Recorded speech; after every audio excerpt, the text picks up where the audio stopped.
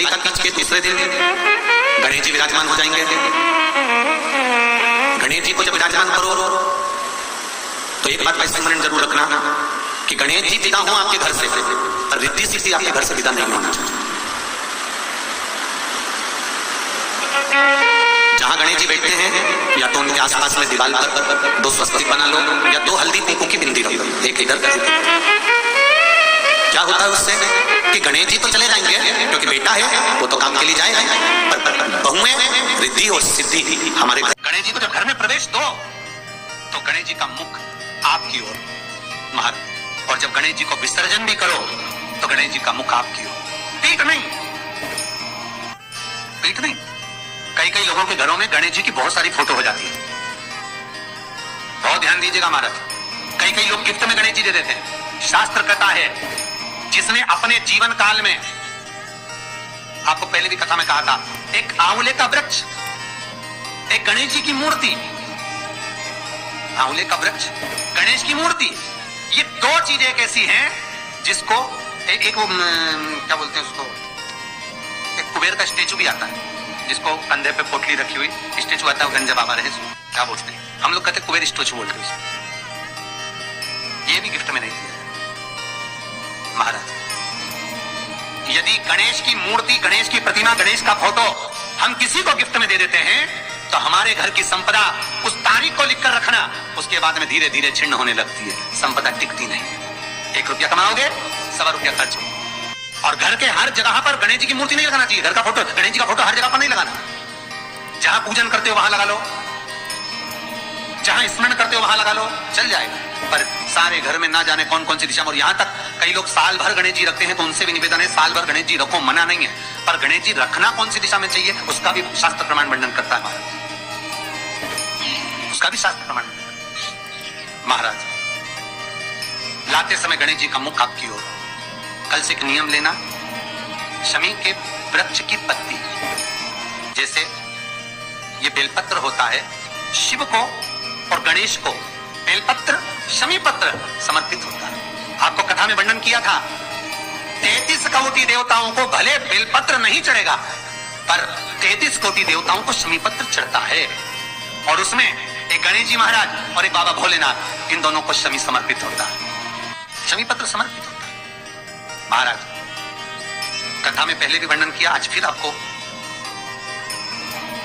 ये शिवलिंग है, समझ लेना बहुत अच्छे से, जो आपको करना है रिद्धि सिद्धि पाने के लिए, संपदा को बढ़ाने के लिए। ये शिवलिंग है, ठीक है, ये गोल जलाधारी है, ये चरण से जल नीचे गिरता है। शंकर जी का पूरा परिवार शिवलिंग के आसपास में है। शंकर जी की 5 लड़कियां जो ऊपर से जल नीचे गिरा रही हैं, जया, विषहरा, शामरीबारी, दोतली और देव, ये शंकर जी की 5 लड़कियां जिनका नाम लेकर सोने से रात्रि में नींद अच्छी आती है। एक एक बूंद जो ऊपर से गिरा रही हैं, ये शिव की 5 बेटी। जहां से जल नीचे गिरता है, शिवलिंग का जो जल नीचे जाता है, उसके राइट भाग में गणेश जी का स्थान, लेफ्ट भाग में कार्तिकेय का स्थान, बीच में शंकर जी की सबसे छोटी लड़की अशोक सुंदरी का स्थान। शिव महापुराण की कथा कहती है और गणेश चरित्र अपन श्रवण कर रहे हैं, और कल से चतुर्थी लग रही है। जिसके घर में संपदा की कमी पड़ती हो, बीमारियां ज्यादा फैल रही हो, बहुत कष्ट हो महाराज, बहुत ज्यादा दुखी हो महाराज, कोई काम नहीं बन रहा, बहुत तकलीफ में हो, तो शमी पत्र, शमी की पत्ती, जहां गणेश जी का स्थान है वहां पर 5 शमी पत्र 5 समर्पित करें, और शंकर जी के ऊपर 3 शमी पत्र समर्पित करें। बहुत ध्यान देना, 5 शमी पत्र जहां गणेश जी का स्थान है शिवलिंग में वहां समर्पित करें, 3 शमी पत्र शिवलिंग के ऊपर समर्पित करें। 1 शमी पत्र शंकर जी की चौखट पर लेफ्ट भाग में, जाते समय आपका उल्टा हाथ, जब मंदिर से निकलो तो उल्टे हाथ पर लेफ्ट भाग में शंकर जी की चौखट पर समर्पित करें 1 शमी पत्र। और महाराज टीका दिया, जहां लेफ्ट भाग में आपने शमी पत्र रखा है, मंदिर में ना दिया लगाकर बाहर की ओर जहां शमी पत्र रखा है उसके ठीक साइड में एक घी का दिया लगा दीजिए।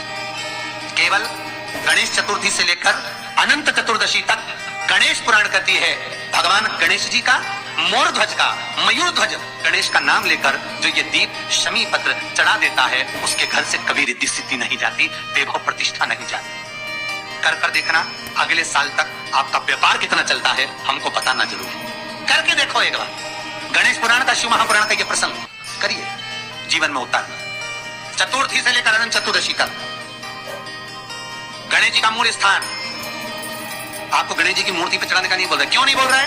क्योंकि गणेश जी की आप प्रतिष्ठा करोगे तो वो टेम्परेरी है, 10 दिन के लिए कर दिया, फिर वापस विसर्जन कर दिया। पर जहां शंकर मंदिर में बैठ गए, शिवलिंग स्थापित हो गया, वहां ना जाने कितने समय से शंकर की आराधना हो रही है, वहां गणेश जी सदा विराजमान है, सदा आराधना।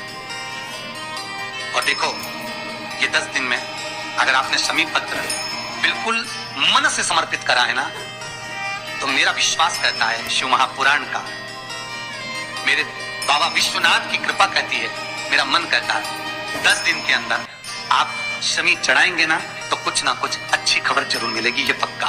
पर हमें बताना जरूर, व्हाट्सएप पर हो, मैसेज जरूर करना कि क्या फायदा हुआ आपको 10 दिन के अंदर, बोलना जरूर। कर देखिए शिव स्मरण, भगवान गणेश। तीसरा क्रम, गणेश जी की मूर्ति जब लेकर आओ तो गले में जनेऊ के रूप में या कमर पर सर्प जरूर होना चाहिए।